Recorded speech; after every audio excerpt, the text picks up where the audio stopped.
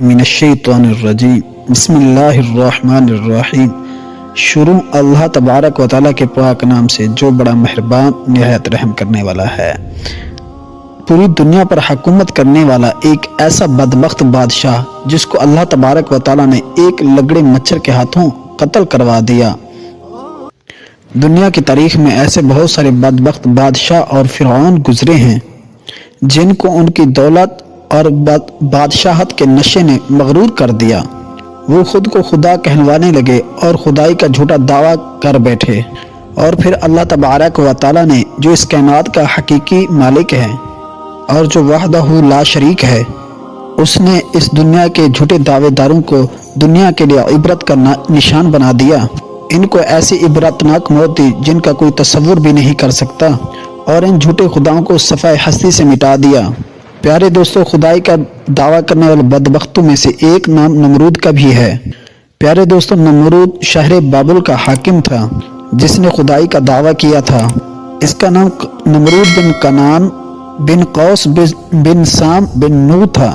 دنیا میں ایسے 4 بادشاہ گزرے ہیں جنہوں نے پوری دنیا پر حکمرانی کی، جن میں سے 2 بادشاہ ایسے تھے جو مسلمان تھے، جن میں سے ایک کا نام حضرت سلیمان علیہ السلام اور دوسرے کا نام حضرت ذوالقرنین علیہ السلام ہے، اور 2 ایسے کافر حکمران ہیں جنہوں نے پوری دنیا پر حکمرانی کی۔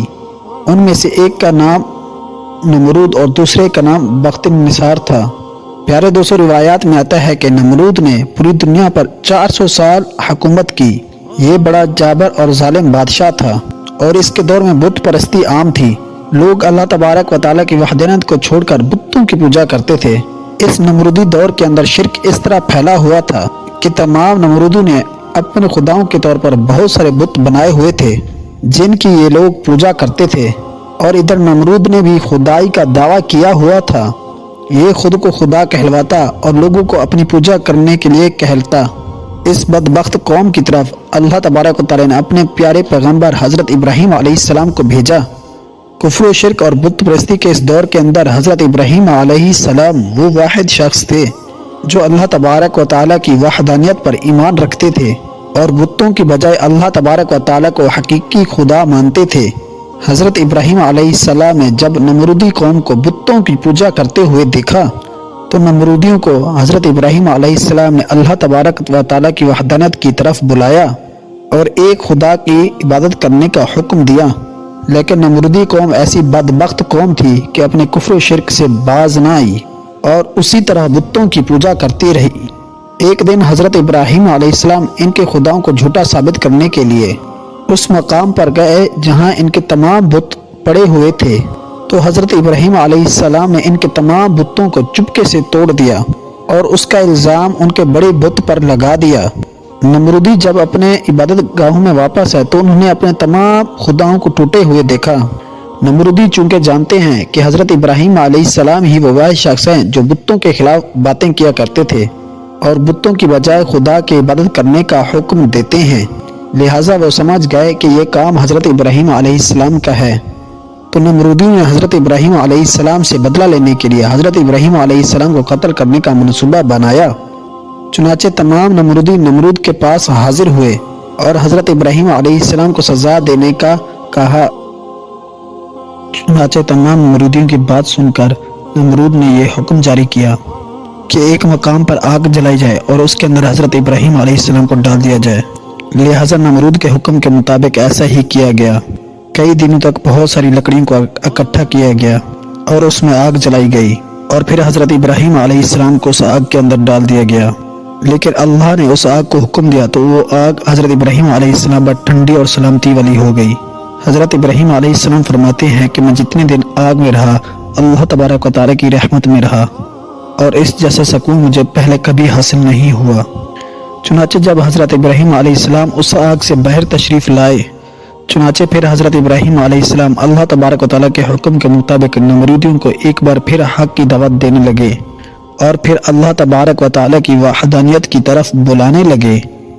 حضرت ابراہیم علیہ السلام نے نمرود کو بارہا سمجھایا اور اپنے کفر و شرک سے باز آنے کا کہا اور اللہ تبارک و تعالیٰ کی وحدانیت کی طرف کی وحدانیت پر ایمان لانے کا حکم دیا، لیکن نمرود نے اللہ تبارک و تعالیٰ کی وحدانیت سے صاف انکار کر دیا اور حضرت ابراہیم علیہ السلام کے سامنے خدائی کا دعویٰ کر دیا اور حضرت ابراہیم علیہ السلام سے کہنے لگا کہ تیرا رب کون ہے؟ حضرت ابراہیم علیہ السلام نے ارشاد فرمایا کہ میرا رب وہ ہے جو زندگی اور موت دیتا ہے۔ اس پر نمرود تکبر سے مسکرایا اور کہنے لگا کہ یہ تو میں بھی کر سکتا ہوں۔ چنانچہ نمرود نے 2 قیدیوں کو بلایا جن کو سزائے موت ہو چکی تھی۔ ان میں سے ایک قیدی کو نمرود نے آزاد کر دیا اور ایک کو پھانسی لگا دیا، اور اس طرح نمرود حضرت ابراہیم علیہ السلام سے کہنے لگا کہ دیکھو کہ ایک کو میں نے زندگی دے دی اور ایک کو میں نے موت دے دی۔ اس طرح نمرود حضرت ابراہیم علیہ السلام کے سامنے باطل دلیلیں پیش کرنے لگا اور یہ دعویٰ کرنے لگا کہ حقیقی خدا میں ہوں، کہ بتا تیرا خدا کون ہے؟ اس وقت حضرت ابراہیم علیہ السلام نے نمرود کی عقل کے مطابق کہا سے کہا کہ میرا رب وہ ہے جو مشرق سے سورج کو طلوع کرتا ہے اور مغرب میں غروب کرتا ہے۔ اگر تو سچا خدا ہے تو سورج کو مغرب سے طلوع کر کے دکھا۔ چنانچہ حضرت ابراہیم علیہ السلام کی یہ بات سن کر نمرود کا رنگ اڑ گیا اور وہ لاجواب ہو گیا، اور اس طرح نمرود پوری قوم کیا کہ ذلیل اور رسوا ہو گیا۔ اس کے بعد بھی حضرت ابراہیم علیہ السلام نے نمرود کو کئی بار اللہ تعالیٰ کی وحدانیت کی طرف بلایا، لیکن نمرود اپنی سرکشی سے باز نہ آیا اور اسی طرح اپنے کفر و شرک پر ڈٹا رہا۔ چنانچہ حضرت ابراہیم علیہ السلام کی بار بار دعوت حق دینے سے نمرود تنگ آ گیا، اور بالآخر نمرود تنگ ہو کر حضرت ابراہیم علیہ السلام سے کہنے لگا کہ اگر تیرا خدا سچا ہے تو اس کو بول کہ اپنی فوج بھیجے اور میرے ساتھ جنگ کرے۔ چنانچہ جیسے ہی نمرود بدبخت نے یہ بکواس کی تو فوراً ہی جبرائیل علیہ السلام حضرت ابراہیم علیہ السلام کی بارگاہ میں پیش ہوئے اور حضرت ابراہیم علیہ السلام سے کہنے لگے کہ اللہ تبارک و تعالیٰ کا لشکر جنگ کے لیے تیار ہے۔ حضرت جبرائیل علیہ السلام کے یہ پیغام سن کر حضرت ابراہیم علیہ السلام نے نمرود سے یہ کہا کہ اللہ تبارک و تعالیٰ کا لشکر جنگ کے لیے تیار ہے۔ حضرت ابراہیم علیہ السلام کی یہ بات سن کر نمرود کہنے لگا کہ مجھے 3 دن کی مہلت دی جائے۔ چنانچہ نمرود کو 3 دن کی مہلت دے دی گئی۔ اس طرح نمرود تمام مشرق و مغرب کے بڑے بڑے جنگجوؤں کو اکٹھا کیا اور بہت سارے ہتھیاروں کو جنگ کے لیے تیار کیا۔ اس طرح نمرود نے جب جنگ کی مکمل تیاری کر لی اور اپنی تمام فوج کو اکٹھا کر لیا تو نمرود نے حضرت ابراہیم علیہ السلام کو للکار کر کہا کہ ہماری جنگ کے لیے فوج تیار ہے، تم اپنے رب کی فوج کو بلاؤ۔ تو چنانچہ اس وقت حضرت ابراہیم علیہ السلام نے اللہ تبارک و تعالیٰ کی بارگاہ میں دعا کی۔ اس وقت اللہ تبارک و تعالیٰ نے مچھروں کی ایک فوج کو بھیجا۔ ان مچھروں کی تعداد اتنی زیادہ تھی کہ مچھروں کے اندر سورج بھی نظر نہ آتا تھا۔ اللہ تبارک و تعالیٰ نے ان مچھروں کی فوج کو نمرودیوں کی فوج کے اوپر نازل کر دیا، تو یہ مچھر دیکھتے ہی دیکھتے نمرودی فوج کا لشکر کا گوشت کھا گئے اور اس کا خون پی گئے۔ تمام نمرودی فوج کی ہڈیاں ہی رہ گئیں۔ چنانچہ اس دردناک منظر کو دیکھ کر نمرود اپنے محل کی طرف دوڑا اور اپنی بیوی کے کمرے میں چھپ گیا۔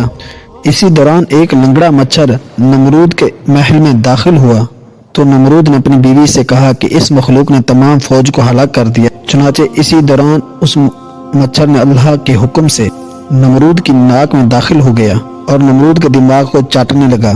جب وہ مچھر نمرود کے دماغ کو چاٹتا تو اس سے نمرود کو اتنی تکلیف ہوتی کہ نمرود اپنے سر کو دیواروں پر مارتا۔ اس طرح اللہ تبارک و تعالیٰ کے حکم سے وہ لنگڑا مچھر نمرود کے دماغ میں کئی دنوں تک رہا۔ اسی دوران نمرود نے حکم جاری کر دیا کہ جو بھی محل میں داخل ہو وہ نمرود کے سر پر جوتا مارے۔ جوتے مارنے کے بعد نمرود کو تھوڑی دیر کے بعد آرام محسوس ہوتا، لیکن تھوڑی ہی دیر کے بعد ویسی ہی تکلیف محسوس ہونا شروع ہو جاتی۔ اس طرح اللہ تبارک و تعالیٰ نے ایک حقیر اور لنگڑے مچھر سے نمرود کو سزا دی۔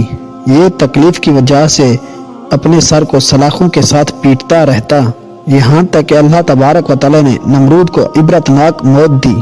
وہ نمرود جو خدائی کا دعویٰ دار تھا وہ اپنے سر کو سلاخوں کے ساتھ مارتے مارتے مر گیا۔ اس طرح دردناک موت دے کر اللہ تبارک و تعالیٰ نے نمرود کو رہتی دنیا کے لیے عبرت کا نشان بنایا۔ اس بات میں کوئی شک نہیں کہ اللہ تبارک و تعالیٰ کی ذات ہی وحدہ لا شریک ہے، اس کے علاوہ کوئی عبادت کے لائق نہیں۔ پیارے دوستو، جب بھی کوئی اللہ تبارک و تعالیٰ کی ذات کو للکارتا ہے تو اللہ تبارک و تعالیٰ کسی حقیر مخلوق کے ذریعے اس کو عبرت کا نشان بناتا ہے اور اس کو ہلاک کر دیتا ہے۔ اللہ تبارک و تعالیٰ سے دعا ہے کہ اللہ تبارک و تعالیٰ ہمیں عاجزی اور انکساری کے ساتھ زندگی گزارنے کی توفیق عطا فرمائے۔ اگر ہماری یہ ویڈیو اچھی لگے تو ہمارے چینل کو لائک، سبسکرائب اور شیئر لازمی کر دیں تاکہ ہماری آنے والی ویڈیو آپ تک بآسانی پہنچ سکے۔ شکریہ، والسلام۔